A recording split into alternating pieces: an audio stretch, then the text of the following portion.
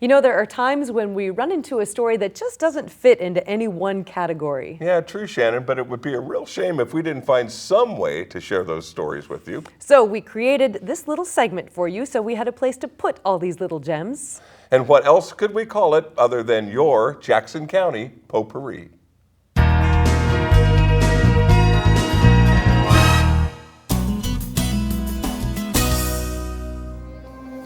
Thank you for taking the time to review the impact that legalized recreational and medical marijuana has had on Jackson County, Oregon. While you review this presentation, it is important to know that this reflects what is happening in the non-incorporated areas of Jackson County, primarily rural. As Oregon adapts and learns about this emerging industry, you may be surprised on just how differently it affects southwestern Oregon and specifically Jackson County.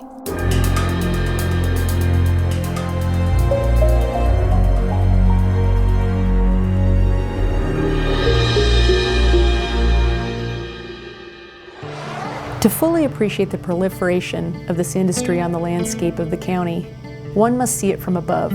So we took to the sky to video various areas of the county. There were 3 people in the plane, and the words I heard over and over were, "It looks like it's just about everywhere." From Eagle Point to Ashland, to west of Jacksonville, and north to Rogue River, there were very few areas where we didn't see the telltale signs of marijuana production, a fence and very large plants within it. When I talk to my fellow planning directors across the state, they're astounded at the size of our outdoor marijuana plants. They can get as tall as 12 feet and as wide as 10 feet. And that led to the second aha, which was flying over 2 large recreational marijuana grow sites at 800 and 1,500 feet above the ground. The smell of marijuana blew through the vents. This was surprising, but it helped us understand the impact of this industry not on just the surrounding neighbors, but possibly on those up to a quarter mile away. There's no doubt that the rapidly growing marijuana industry is changing the landscape of Jackson County. Let's look at code enforcement, which indicates the public's struggle to adapt to legalized recreational marijuana in Jackson County. Marijuana has had a significant impact on Jackson County's code enforcement activities. Since our marijuana ordinance was adopted in the middle of March, the county has received almost 300 complaints related to marijuana. To put that into perspective, the county typically receives about 300 total complaints a year. About half the complaints are related to marijuana growing on rural residential lands. By the end of 2016, the county will have conducted over 100 code enforcement hearings on marijuana.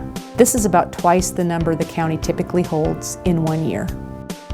Our code enforcement is complaint-based. In other words, the county doesn't drive around looking for violations, and as such, it's difficult to predict the workload. The spike in marijuana-related code enforcement cases has far exceeded our estimates. Like most governmental agencies, the county's resources are finite, and the expenditures for the Code Enforcement Division will far exceed the revenues budgeted for this fiscal year. It's clear that Jackson County needs additional resources to deal with the unique issues we are facing. There is currently an unbalanced funding matrix that should take into account the unintended impact of the crop production in Jackson County and Southwest Oregon. In 2015, approximately 5% of Oregon's population resided in Jackson County. Yet at the end of the same year, Jackson County had 16% of the medical marijuana growers and 13% of the medical marijuana grow sites licensed under the Oregon Medical Marijuana Program. In addition, in April of 2016, Jackson County had 9,277 patients registered with the Oregon Medical Marijuana Program. If one were to assume that each patient had 6 plants grown for them, that would equal 55,662 medical marijuana plants. If each plant produced an average of 4 pounds, which is a conservative estimate, that would yield 222,648 pounds. That is well more than the entire population of Jackson County. That is a staggering number when you think that the county's total population is 210,975. These numbers illustrate what those who live in Jackson County already know. We have an outstanding climate for growing marijuana. And I'll bring you around the backside and you can show that Griffin Creek School. After July 1st, 2017, counties will receive 10% of the state recreational marijuana tax revenue. The revenue is based upon the number of licenses the OLCC issues. One half of the 10% will be based on the percentage of producer, processor, and wholesaler licenses issued in Jackson County compared to the total number issued statewide. The other half of the 10% will be based on the percentage of retail licenses issued by the OLCC as compared to all those issued statewide. Currently, we have almost 30% of the producer licenses issued by the OLCC, and Multnomah County has 46% of the retail licenses. If you add Josephine County to our total, Southern Oregon comprises about 50% of the producer licenses. So recreational marijuana is being grown in Southern Oregon and sold in the Portland metro area. That makes sense, because Southern Oregon has the climate and Northern Oregon has the majority of the people. But not all marijuana uses are the same when it comes to public safety impacts. For example, the majority of marijuana wholesaling and retailing takes place in areas already served by public safety, in cities and other urbanized areas in the county. Marijuana production is different. As you can see by the pictures in this video, marijuana producers in Jackson County are growing far outside of the urban core, where the presence of public safety is already stretched thin. Ideas for improving the tax distribution methodology include increasing the overall percentage distributed to local governments, adjusting the percentage of tax received by counties to place greater weight on production, and basing the production portion of the tax on canopy size rather than the number of licenses. Looking down the road, the growing of legalized marijuana will stress the capacity of our water system. Water is a big issue in Jackson County. The Board of Commissioners heard that over and over during their land use hearings when we were putting together the regulations for marijuana. The Oregon Liquor Control Commission does a very good job of making sure that the people that are licensed through them have lawful water, and they can show that in 3 ways. They have a water rights certificate, they have irrigation water, or they have water trucked in. However, the medical marijuana program doesn't have anything similar to that. The Oregon Health Authority doesn't ensure or regulate that water must be used lawfully. Now, there is an exemption out in the rural lands. It's a half-acre groundwater exemption through the Oregon Water Resources Department that allows people to pull water out of the ground for domestic use and to water about a half-acre of their landscaping. But that's for non-commercial use. And in the case of marijuana, that means not taking any money for your marijuana. And while it is a really wonderful thought that the over 5,000 growers of medical marijuana in Jackson County are giving away their marijuana at no cost, it's highly unlikely. So we don't have any tools to use to ensure that medical marijuana growers aren't illegally using the state's groundwater. And this is an issue for Jackson County, but it's only an issue that can be solved by the state legislature. Let's look at the land use process that Jackson County has worked hard to develop for our unincorporated rural areas. Over the course of 4 months, the Jackson County Planning Commission and Board of Commissioners held 10 meetings and heard from over 200 citizens as it crafted reasonable regulations on the growing, processing, wholesaling, and retailing of marijuana. The outcome of those meetings was an ordinance adopted on March 16th, which describes Jackson County's regulations for both recreational and medical marijuana.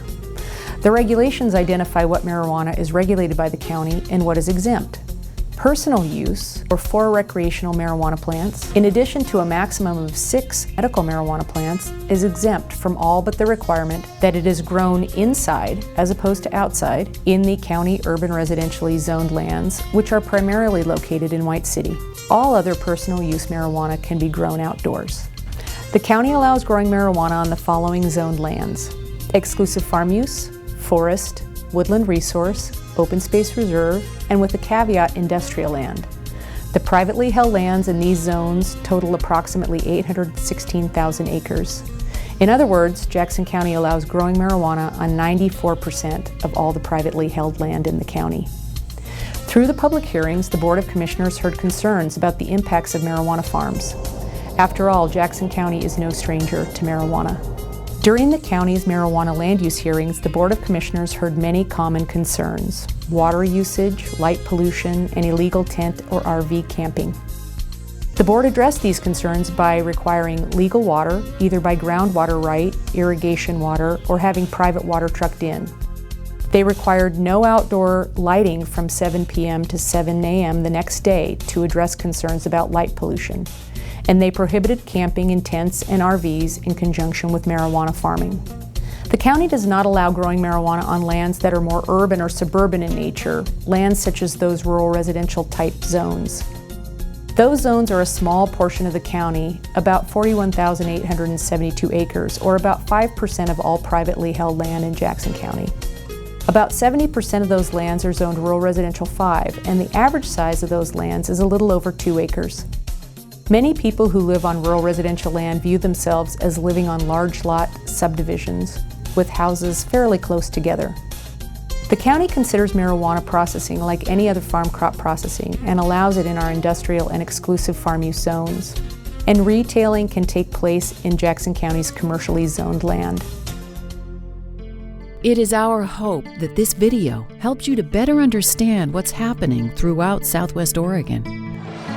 Thank you for taking the time to look at the impact of legalized recreational and medical marijuana in our beautiful Jackson County.